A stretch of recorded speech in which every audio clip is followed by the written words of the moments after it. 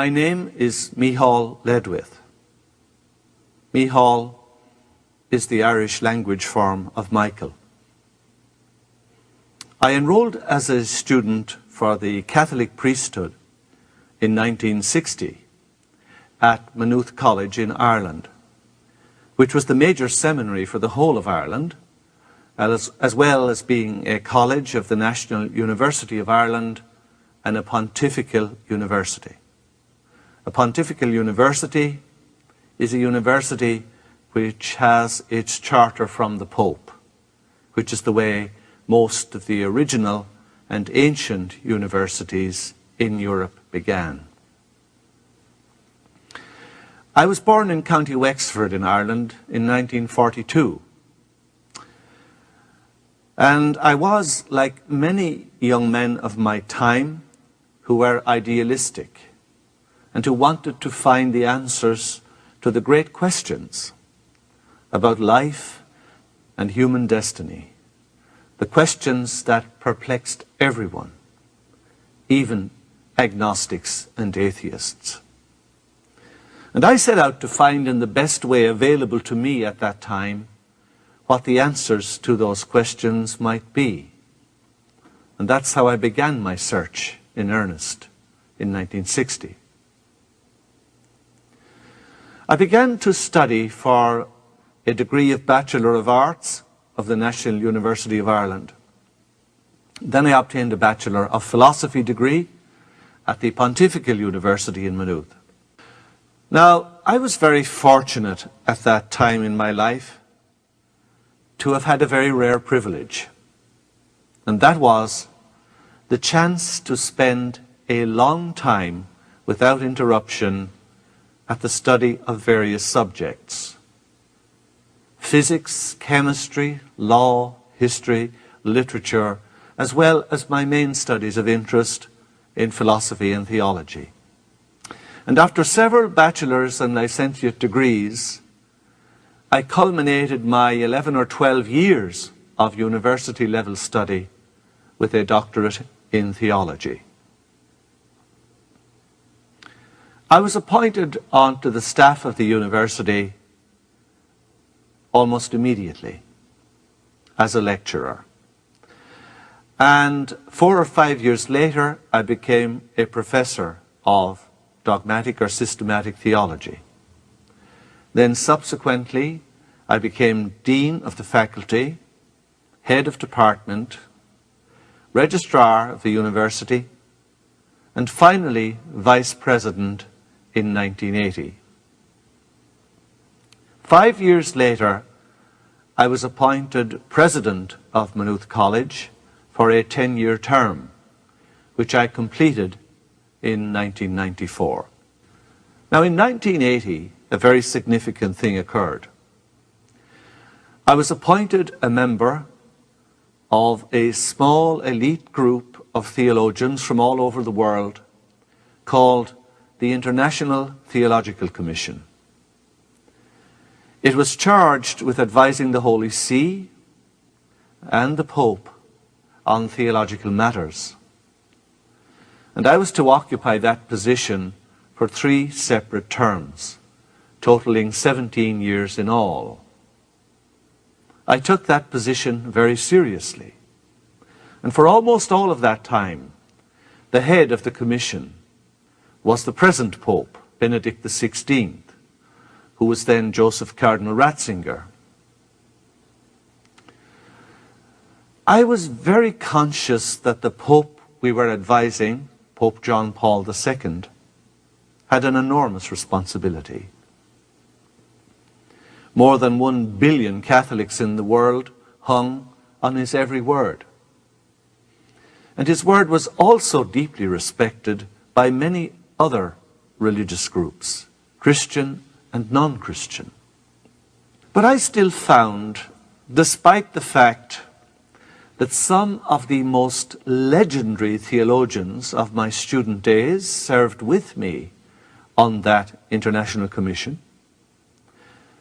they were men of incredible learning, unbelievable knowledge, famed in their field all across the world.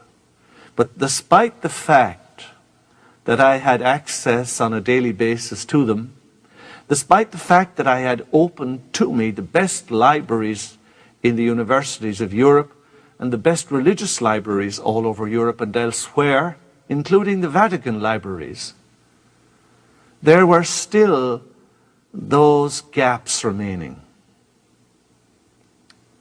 which showed me that the Jesus of history was not the Jesus that I saw hidden behind so many of the statements in the Gospels. And obviously, I was deeply perturbed by that. Now, one statement in particular perturbed me most of all. Jesus said in the Gospel of St. John that if we followed his teachings, that we would do all the works, by which St. John mentioned miracles. We would do all the works that Jesus did, and greater than these would we do. Now, the point is valid, even if Jesus only spoke of one miracle. We should all be able to do at least one miracle if we follow his teachings. But when I looked around me at the 20,000 churches and denominations that carry the Christian label today, where is the evidence that this is taking place? Indeed, when I look outside of Christianity, I'm driven to the conclusion from my own personal research that none of the major religions have ever lived up to the promises that their founders made. Now, this was a really serious situation for me. And I felt, coming as an intensely devoted son of the Christian tradition, that there was a dire need for a deeper examination of what Jesus was and what Jesus did than was commonly retailed from the lecture hall and the pulpits all across the Christian world. Now, given the roles that I have had and the positions I have held, I suppose it's laboring the obvious to say that not everyone is happy with the things I am saying and the things I am doing now. But those teachings of Ramtha gave a new direction and depth to a lifetime that I had dedicated to the study of these questions. And they guided me into unfamiliar and exciting channels. It endowed my entire life and understanding with a depth and a meaning which they would otherwise never have had. Now, when you look at the four Gospels of the New Testament, the canonical New Testament, and also some of the other Gospels that never made it into the New Testament for obvious reasons, as we will see later. When you do that, I suppose the first thing that a sincere seeker will notice is that we hear of Jesus being born at Bethlehem, which covers a couple of days of his life. We hear that shepherds, the outcasts of Jewish society, come to visit him. We hear of the Magi coming to do him honor. The two most despised classes in the mind of an Orthodox Jew, where the Magi were Babylonian astrologers, which every God-fearing Jew would abhor and shun. Let's take baptism.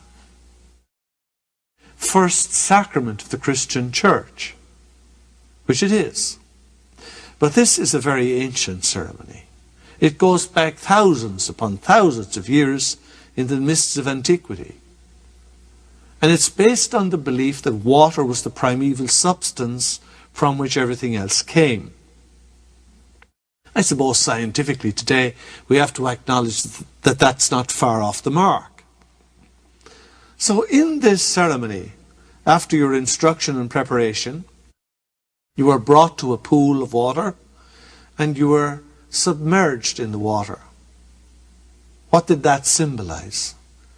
It symbolized, in our modern terms, that you were being recycled, that you were going back into the primeval substance, water, from which you had originally emerged, and then you were raised up, and you were going to be raised up to an entirely new level of life. This is what the born-again Christians have at the root of their belief. It's an entirely new form of life that's symbolized in this ritual. Let's take another major Christian element. Ask, where did that come from? The sacred meal of the Eucharist, the Last Supper, which Jesus ate with his disciples in the upper room on the night before he was arrested. This ceremony also goes back thousands upon thousands of years to the great mystery schools. And the elements that are in the Eucharist symbolize the deepest elements about human nature and its potentials for you and me. In the ancient schools, the element of that meal were very, very sacred.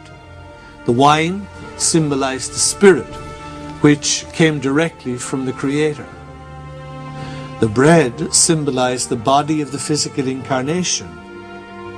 And the water which was added to the wine symbolized the soul, which was the recorder of the experiences of the incarnation. Now here we're back again to our old friend quantum physics. We know from quantum physics that whatever we accept and believe truly, deeply and profoundly, and what we focus on, we know that that's going to be magnetized into our life, infallibly. The Eucharist, or this sacred meal of the bread and wine and water, was the profound ceremony destined to unify this spirit, this soul and this body, and to transmute it exactly as Jesus taught. All of the 7 sacraments, in fact, were profound rites of initiation in the ways in which they were first performed. Are they ever performed in this way now? Unfortunately, almost never. Because the focus is most likely to be far too much on getting the parking lot emptied of cars from the first congregation before the next congregation arrives for the following Mass or religious service.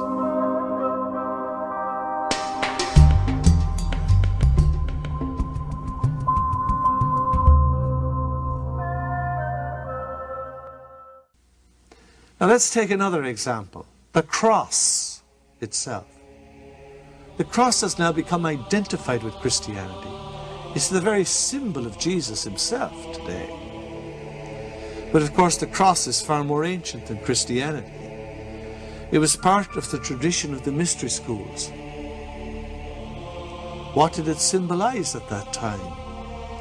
It symbolized the harmony of the vertical and the horizontal, of the transcendent with the immanent, of the realms beyond with the realms here and now on this plane. The symbol of the crucifix in traditional Christianity, and remember the crucifix is not the cross. The crucifix recalls the passion and the death of Jesus. It was not by any means at the heart of what he was about. So, why have we come to venerate this symbol of an agonizing death? Venerating the crucifix is the same thing as if we today venerated an electric chair as a symbol of execution, placing its representation on our altars or hanging it on chains around our neck.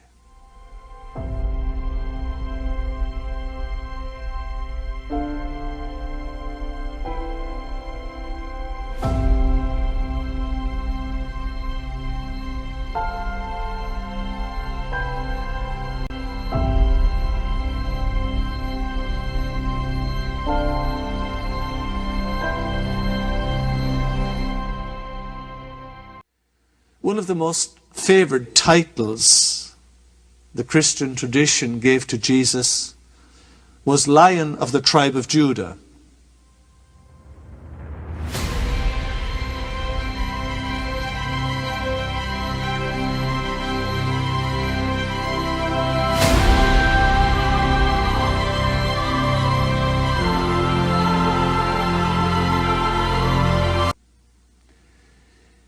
It was the Emperor Justinian II who decreed only in the year 692 that the crucifix should replace the bare cross, which was in fact a much more accurate representation of the ancient faith coming from Jesus and from long before.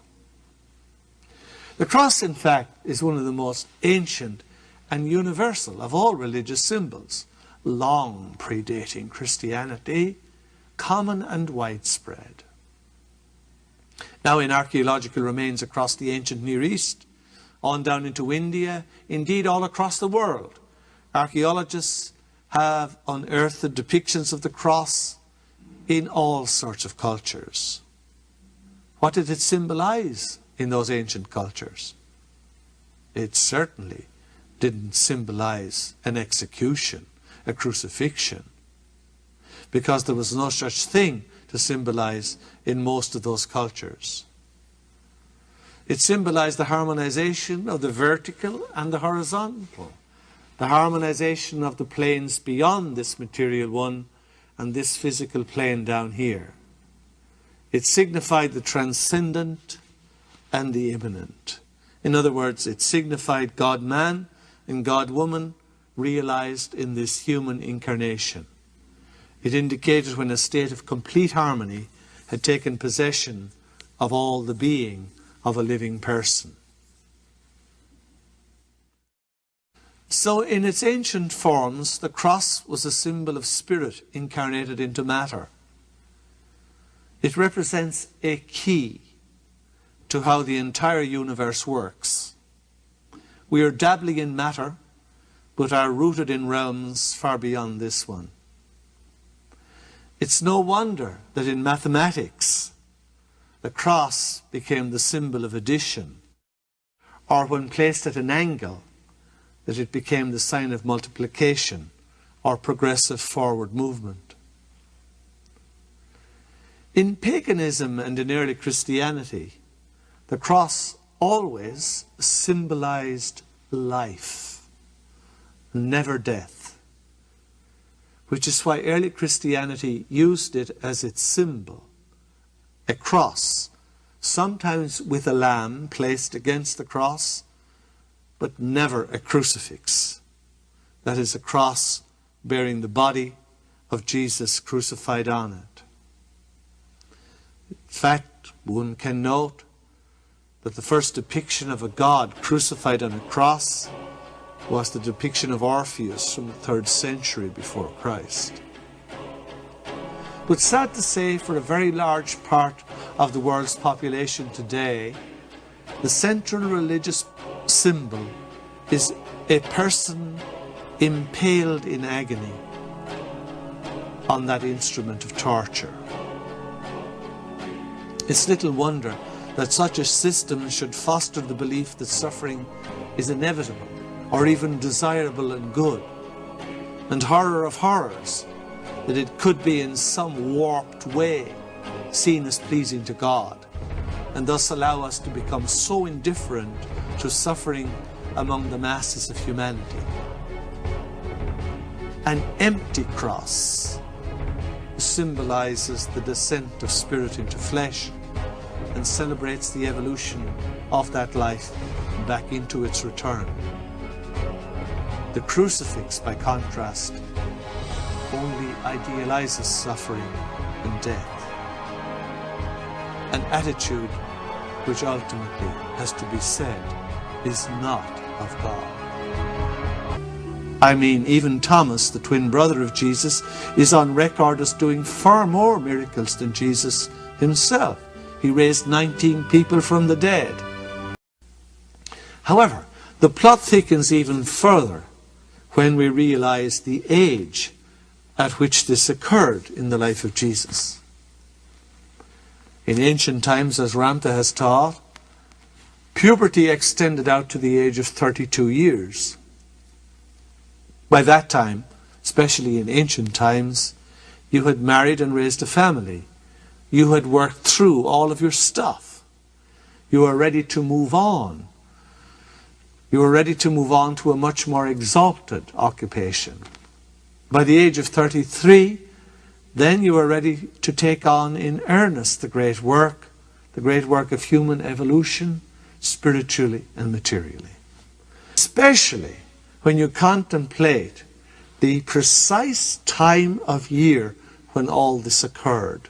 It's striking how many major festivals in all cultures are gathered around the precise day on which this event occurred in the life of Jesus.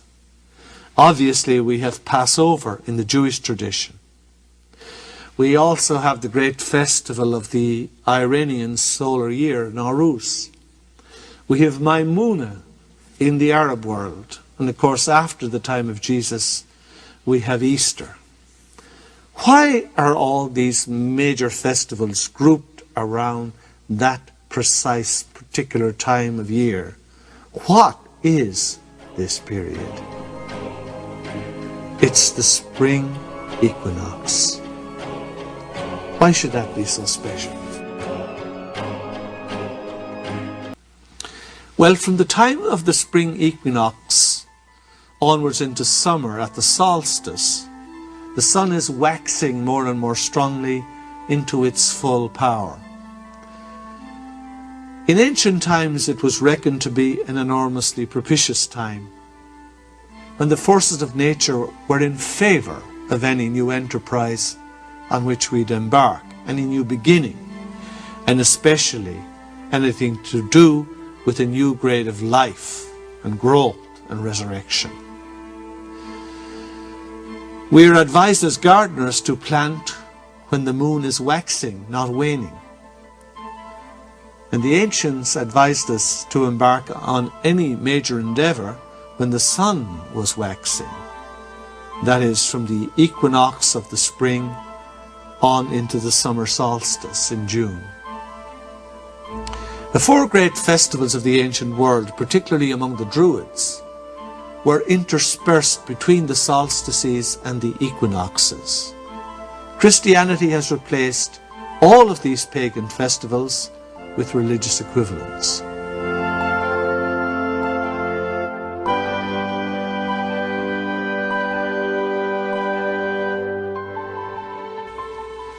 The statement of Jesus about how easily we see the speck in our brother's eye and fail to see the beam in our own, which is in St. Luke chapter 6, is found also in the teachings of the Buddha. He says, the faults of others are easier to see than one's own. The faults of others are easily seen, but our own faults are hard to see. That's in the Udanavarga, section 27. The admonition of Jesus to do unto others as you would have them do to you is also found in the teachings of the Buddha. Jesus said that whoever looked on a woman with lust has already committed adultery with her in his heart. The Buddha said, commit no adultery. The law is broken by even looking at the wife of another man with lust in the mind. In Hindu, the Lord Krishna says, I am the letter A. I am the beginning and the end. While in the Christian book of Revelation, Jesus the Christ says, I am the Alpha and the Omega.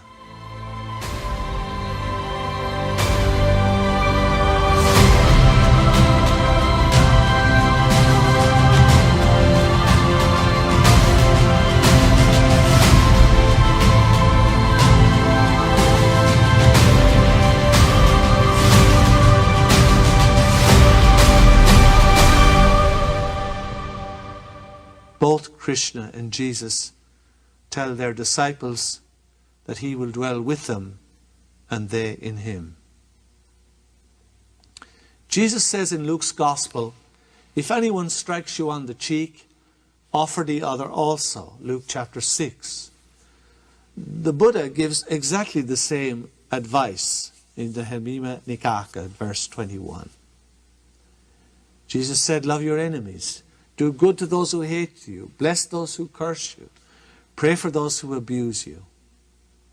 The Buddha said, hatred does not ever cease in this world by hating, but by love. This is an eternal truth. Overcome anger by love. Overcome evil by good. Overcome the miser by giving. Overcome the liar by truth. And Jesus said, just as you did not do it to the least of these, you did not do it to me. Matthew 25. While the Buddha says, if you do not tend one another, then who is there to tend you? Whoever would tend me should tend the sick. The image of the poorly built house is found in both. The emptiness of ritual washings to purify oneself is found in both. And both the Buddha and Jesus were accused of luxurious living because they never practiced a harsh asceticism. Because they knew that what needs to be disciplined in the human being is not the body, but the mind. So it makes no sense to punish the body. Other parables told by Jesus come not from the sayings of the Buddha, but from the Hindu traditions before the time of Jesus, which includes the statement of Jesus that if you had faith like a mustard seed, you could move mountains. Moving mountains is a lingua franca of the great mystery schools. Reminiscent of the wedding at Cana, the Buddha and his disciples were invited to a wedding, and instead of the food being consumed as the guests ate it, it actually grew in quantity and fed the multitude that eventually turned up at the feast. The story of the widow's mite in Mark 12 is replicated in the teachings of the Buddha. In fact, it's replicated so closely that it would be almost impossible to maintain that both stories were independently created. Jesus often spoke disapprovingly of those who had a thirst for miracles, and so did the Buddha.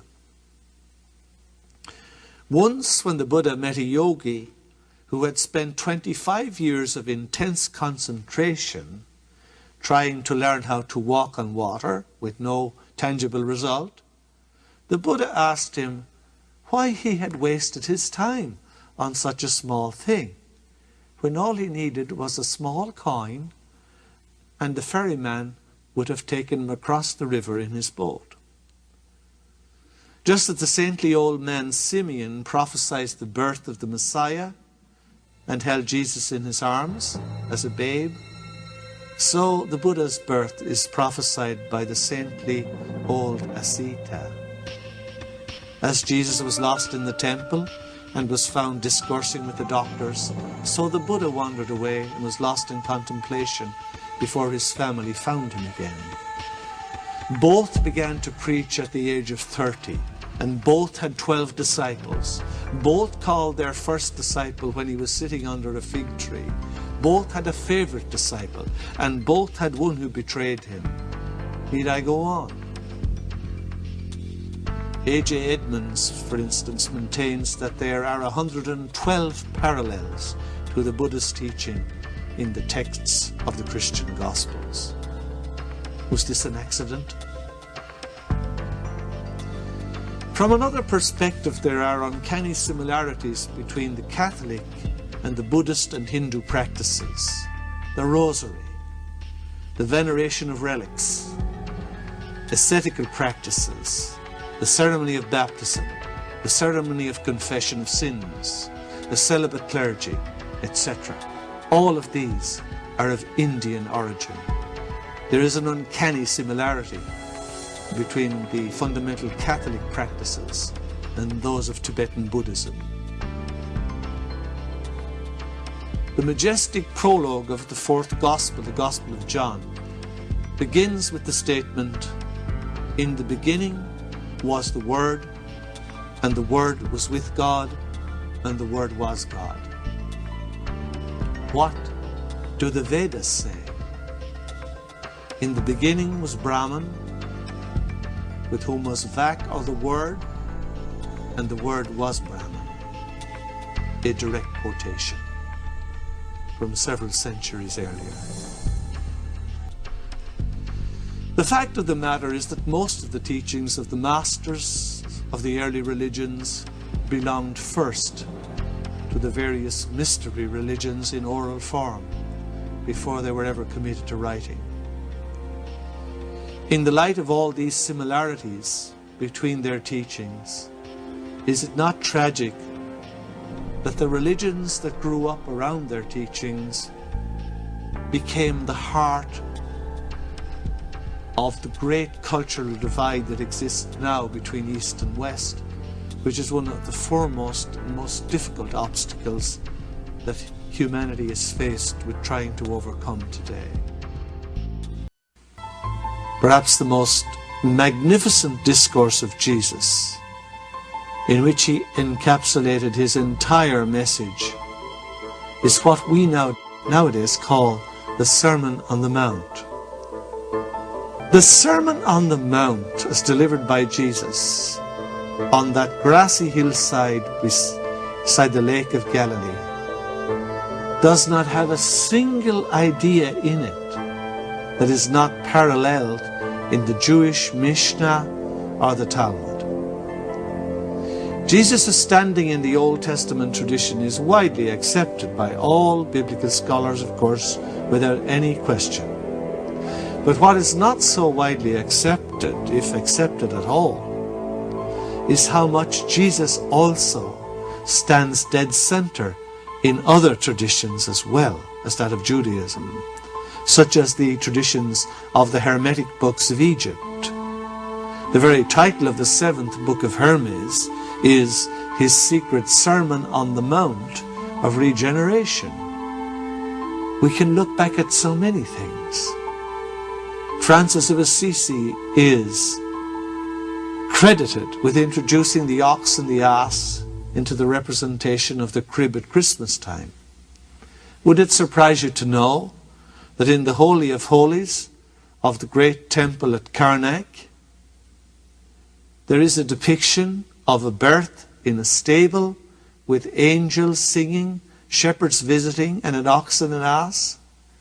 All of this 1700 years before the birth of Jesus. But what is hardly ever recognized is how significantly the teachings of Jesus also parallel other teachings totally from outside the Jewish tradition, especially Eastern traditions. The teachings of the Buddha Gautama and of Christ Jesus were both world subverting. They both taught a way of life that had transformed themselves and which would also bring about a profound transformation in those who followed it. This way of life was far more important than just knowledge. However important knowledge undoubtedly was as a basis. The similarity between Jesus and the Buddha lies mainly in this way with a capital W, this system of behavior that they both advocated as central to everything. This way would open up one to an entirely new way of being, and the teachings only pointed towards that way. They were not the heart of the matter. There are enormous differences between the teachings of Jesus and the Buddha. Jesus was an ardent campaigner for social change in a way that the Buddha never was, in the sense that he stood in the true tradition of the prophets of Israel, who had all campaigned to their peril for deep social change. And yet the systems of teaching of Jesus and the Buddha show uncanny similarities. And needless to say, he never quoted the Buddha by name either. But even if the Buddha by name is never quoted by Jesus, would it surprise you to know that some of the most famous parables of Jesus are also found in the writings of the Buddha, some 550 years before? The famous parable of the sower, found in all three of the synoptic Gospels, Matthew, Mark and Luke, tells of how a sower cast his seed and how it fell on a range of different soils with very different results. The Buddha told it 500 years before. The parable of the treasure in the field is also found in the Buddha's writings. So is the admonition that though heaven and earth should pass away, his words would never pass away. The existence of his twin brother, Jude Thomas, has tried to be exorcised entirely from human history. There is a message even in that fact. When we remember that in the Middle Ages, half of the world's Christians owed their foundation in the faith to the teachings of Thomas, especially as expressed in the Gospel of Thomas, you realize what has happened, because all traces of that Christianity, more than half of all the Christians in the world at that time, has been stamped out, and it has been replaced by the Jesus of Yom Kippur, the suffering person who came to endure torment and death on the cross to appease the vengeance of the savage God of the hamburger universe. The vast majority of the life of Jesus is totally unknown in the Gospels. And when you come to reflect on that, isn't it quite an extraordinary fact that that should be? And you begin to wonder how much political correctness, how much mind control over the people was involved in trying to compress into the miserable molds in which we know him and into which he does not really fit at all. Scripture scholars, of course, will point out that the Gospels were concerned to give only the teachings of Jesus and not his biography. The relevance of the real Jesus for us today is summed up in three major statements that he made, and any of us should take them absolutely seriously who are interested in discovering the real Jesus, as opposed to the sanitized, homogenized, edited version that have turned him into a fable for adoration instead of an ideal to be imitated. I am reminded of the words of Pope Leo X, Giovanni de' Medici, when he said, "How well we know what a profitable superstition this fable of Christ has been for us," as he was quoted by John Bale. We are interested in the real Jesus, and the heart of his message is summed up in three great statements. The first one, he said, "Is it not written in your own law that you are all gods?" The reaction of his hearers was to try to stone him for blasphemy, very similar to today. He said, "Why are you trying to stone me? I am merely quoting what's written in your own sacred scripture. It's in Psalm 82. The basic necessary realization is that we are all gods, but that we must bring it into realization. The technology to do that is what we need to learn, not obeying rituals, laws and commandments that do none of this work for us. Now, people find a lot in common, a lot of problems with that, and I can understand it. Why? Because they are thinking of the God of the hamburger universe, the old man with the beard in the clouds with the telescope and the laptop, watching everything we do and getting ready to punish us. Let's leave aside that image. Move to God the Creator, the source of all the galaxies, the stars, and everything that exists on all the planes above this miserable one. Are we that God? Yes. Are we that God now? No. It involves a great process of personal growth, which is the one that Jesus embarked upon So is it then as a result of that process that we become the divine realized in man and woman? Yes. If that were accepted, what a change would come about on the face of the earth today. Rantha's teachings, in concert with my lifelong study of many thousands of works in all the main European languages, both modern and ancient, have confirmed to me that the Christian religions do not, as they claim, carry the revelation of a message that was previously unknown. They have assumed their present form through the corruptions of a much more rare but previously existing wisdom that is as old as the foundations of the earth. Christianity could never concede that Jesus owed something to the Buddha or to the Hindus or to the Egyptians in his training, because of the catastrophic implications that would have for the form Christianity had for most of its existence. For if he did owe them something in his training, then Jesus would have to be an ideal for our imitation and could never be seen as the one and only Son of God, or God himself, who was parachuted down from the top floor of the hamburger universe to rescue us all as a suffering Savior.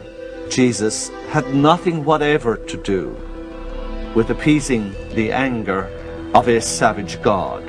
Everything to do with a profound initiation. His triumph showed in a dramatic way what the power of spirit can accomplish in the human body. And it called on all human beings not to imitate the passion, but to bring forth that same spirit of miraculous power, joy, and freedom in their lives.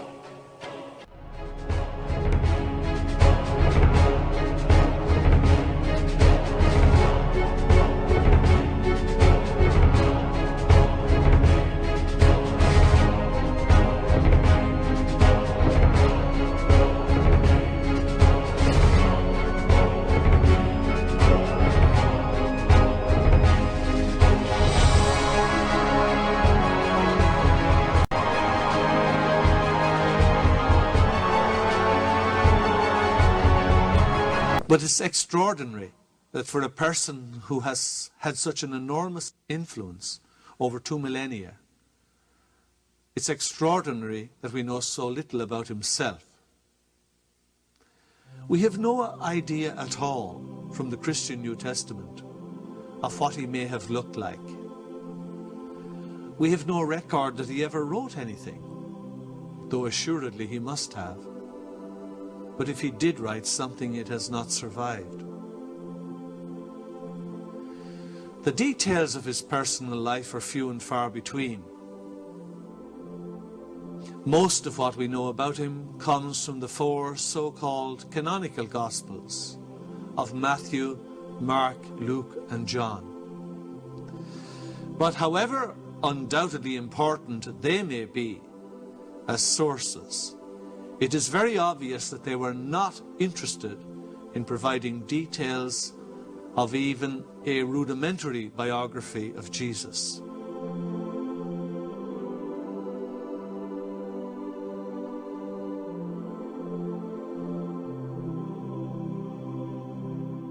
Now, most biblical scholars today would date those 4 Gospels as having been written between the years 60 to 110 AD. However, the earliest manuscripts we have of any of them in a complete sense is from the 4th century, even though a few fragments of them date back to the 2nd century. There are a few references to Jesus from sources outside the New Testament and from outside the so-called Gnostic Gospels and letters. but they are just mentions in passing.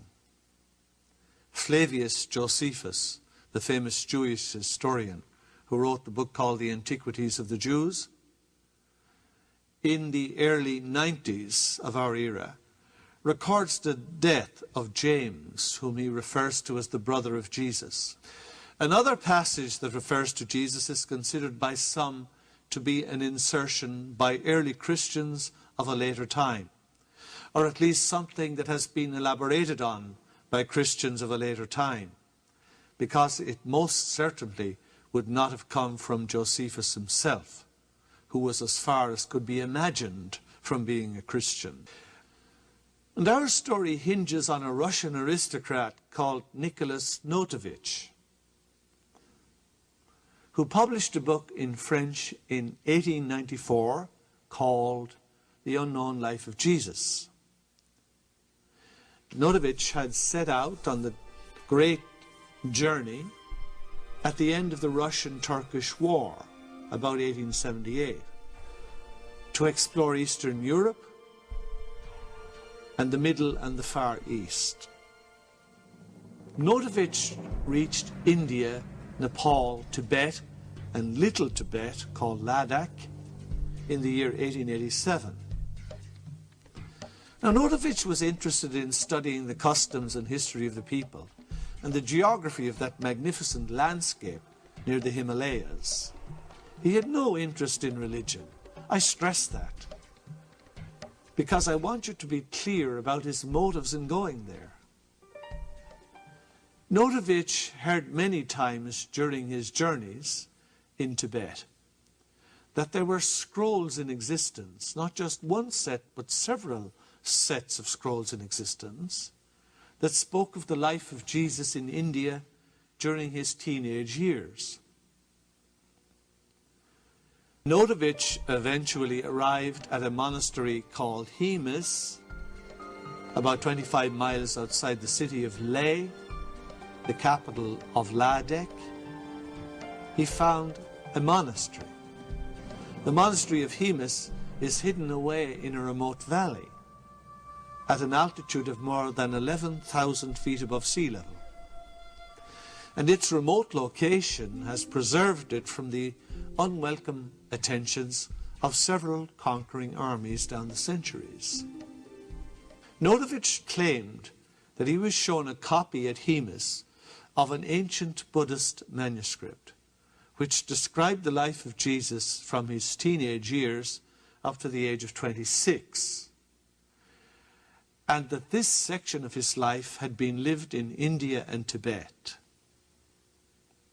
Notovich was told that there were scrolls there containing the account of what Jesus did during those years. At first, he wasn't successful in being able to see the scrolls. The lamas were very reticent about showing them to strangers.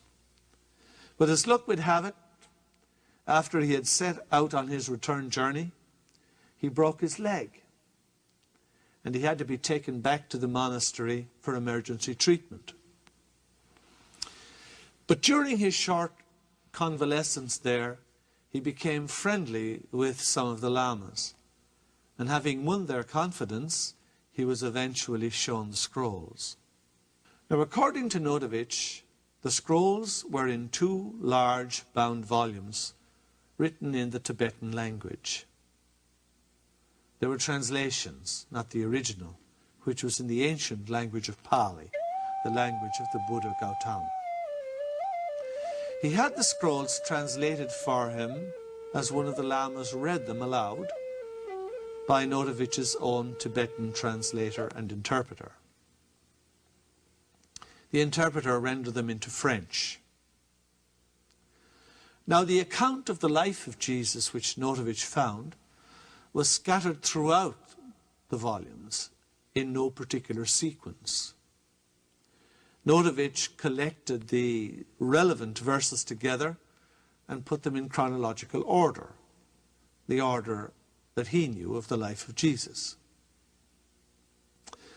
When he came back to Europe, he tried to publish the account of what Jesus was said to have done in India and Tibet and in Kashmir, in those years under the title The Life of Saint Issa, Issa, Best of the Sons of Men.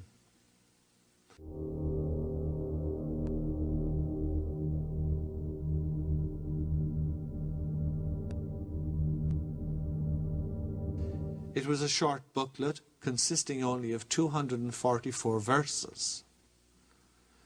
The account in those scrolls was allegedly written down 3 to 4 years after the crucifixion of Jesus and was based on the testimony of merchants from India who had witnessed the event personally. Once Notovich had returned to Europe, the saga that preceded the publication of the material started to emerge. It's very interesting, and it certainly does not seem to be something that would have occurred if the documents had been regarded as a fiction by those who were told about them in Europe. He had been counselled against publishing them by the Archbishop of Kiev. A cardinal in Rome, unfortunately unnamed, who was close to the Pope, Leo XIII, tried to dissuade him from publishing the translation of the scrolls, and the cardinal offered to buy his notes from him if he was short of money. Needless to say, Notovich declined the offer. He was discouraged at Paris by a Cardinal Rotelli. All these names check out. Cardinal Rotelli was not, as you might expect, the Archbishop of Paris, but the nuncio of the Pope in France. He had served previously in a lesser capacity in the Vatican diplomatic service in Constantinople, Istanbul today, where Notovich had previously met him. Cardinal Rotelli said that the Church had suffered enough from hostile criticism already, and asked what would this story do to Christianity if it became public knowledge. It's hardly the reaction of a man who believed the scrolls were fraudulent. In Paris, Notovich next met Monsieur Jules Simon.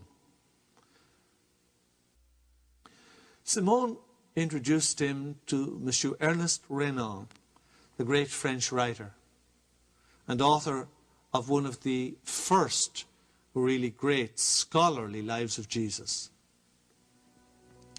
Renan offered to present the writings to the French Academy, but Notovich felt that Renan would get all the credit for the scrolls, while he himself would only be recognized marginally as the one who had found them. So Notovich decided to publish them himself, which he did the year following, after Renan had died. Now, the publication, as you might expect, was a great success. Have you ever heard of these publications before? I certainly hadn't. That says something as well. 8 editions of the book appeared in France within the first year, and 3 English versions appeared in the United States straight away. But in religious terms, Notovich became one of the most hated men in Europe when the work became known, because so much that's contained in that short booklet challenges the bastions of die-hard orthodoxy in so many religions. The attacks began almost immediately. And of course there were allegations made that he had never been in India or in Tibet. Some claimed that Notovich had never visited Hemus Monastery, and they even denied that there was any such place, and therefore obviously no such scrolls. In October 1894, very soon after the publication, Professor Max Müller, Professor of Modern European Languages and Comparative Philology at Oxford University, who had translated the Bhagavad Gita and the Upanishads first into English, a noted Orientalist, He took up the cudgels against Notovich in an article published in the magazine 19th Century. Muller was convinced that Notovich's Life of Jesus was a fraud. And he didn't even feel certain that Notovich had ever been in Tibet, much less in the monastery of Hemus. Notovich responded fully to Muller's arguments in his preface to the English edition of the Scrolls, which appeared in 1895, the following year. Muller had said, for instance, that this alleged book published by Notovich, if it really had existed, should have been listed in the two great catalogues in which all Tibetan literature is supposed to be entered, the Kanjur and the Tanjur. But Notovich replied that the verses he had published would not be found listed in any catalogue, precisely because they were to be found scattered in many different scrolls and places in the scrolls, interspersed with information on very many other topics and without any formal title to identify them.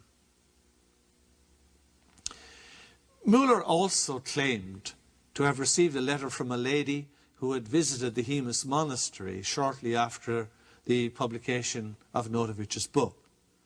She said the lamas had told her they had never heard of Notovich, or indeed of any unknown life of Jesus written about in scrolls that were held there at Hemus. Notovich replied that Tibetans had grown wise as a result of unpleasant experiences with Westerners. And when conquering Europeans asked about any literary treasures of the monastery, they rightly suspected that it was because they wanted to take them away with them permanently, and they had suffered such losses in the past. Now, a little background might be interesting here. The renowned Portuguese explorer Vasco da Gama, who sailed around the Cape of Good Hope and established a trade route between Portugal and the East, he arrived on the east coast of India in the closing years of the 1400s, quote, with an unusual combination of equipment, gunboats and priests. The Pope of the day, who obviously felt it was his right, had divided the world between the Spanish and the Portuguese, and the East had been allotted to the Portuguese in that division. Now, for the Indians, it was the first outside contact with the teachings of Jesus since Thomas the Apostle had come there a millennium and a half before.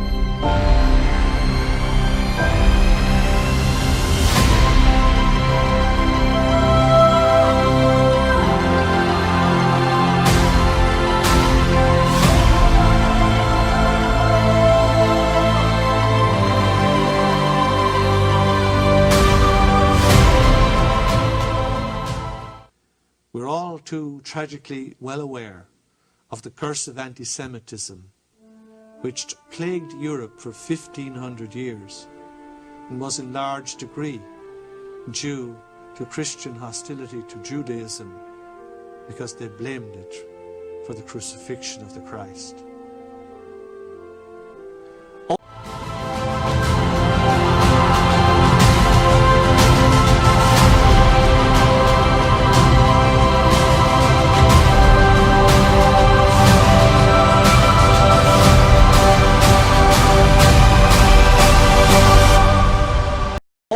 Come about because of where the blame had been placed for the death of Jesus, how much suffering, how much injustice would have been saved over the centuries if the teachings contained in these Isa scrolls had held sway instead of the familiar Christian tradition of the New Testament. If these scrolls of the life of Jesus in India had never existed, we would still have to ask penetrating questions about a possible acquaintance with Buddhist teaching because of the character of the teachings of Jesus himself. Nobody can deny that the God of the Old Testament is harsh and vindictive, but the God preached by Jesus is of an entirely different kind to the God of the Jewish tradition in which Jesus himself stood. So, has it ever occurred to you to ask, where did this new message that he preached come from? Or was it parachuted directly with him, down from heaven by God, as the devotees of the hamburger universe mindset will maintain? No, there's a much more obvious and less exotic explanation, to which I will return shortly.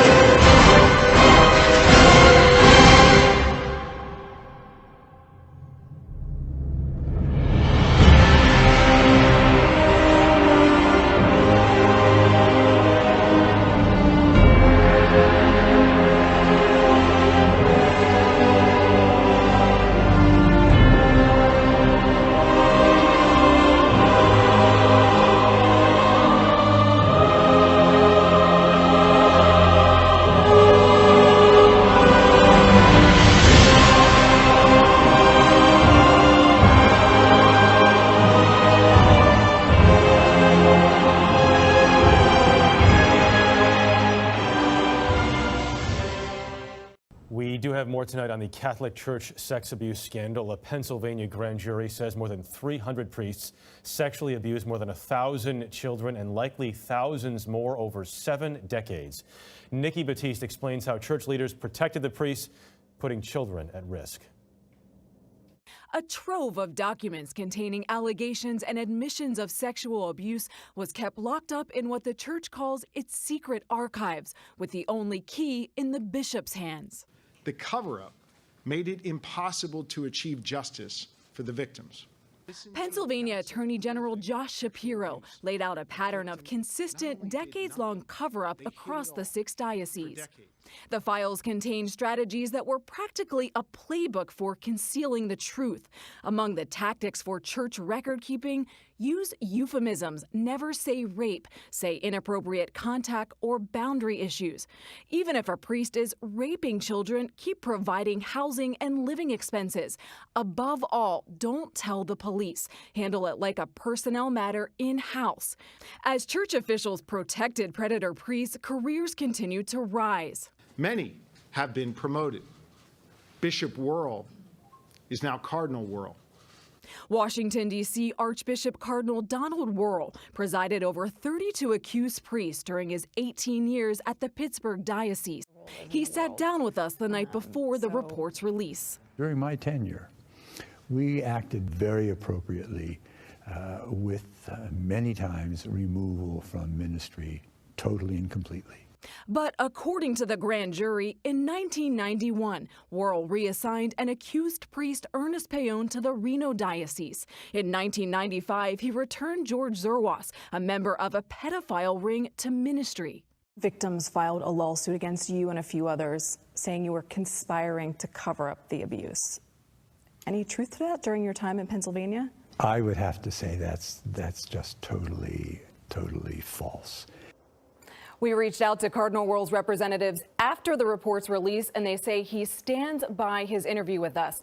And Jeff, so far, the Vatican has not commented. Possible at this point, Nikki, that any of the clergy involved in the alleged cover-up could face criminal charges. Yes, if they fail to report child sex abuse allegations, they could be prosecuted. Okay, Nikki Batiste, thank you for your work on this story.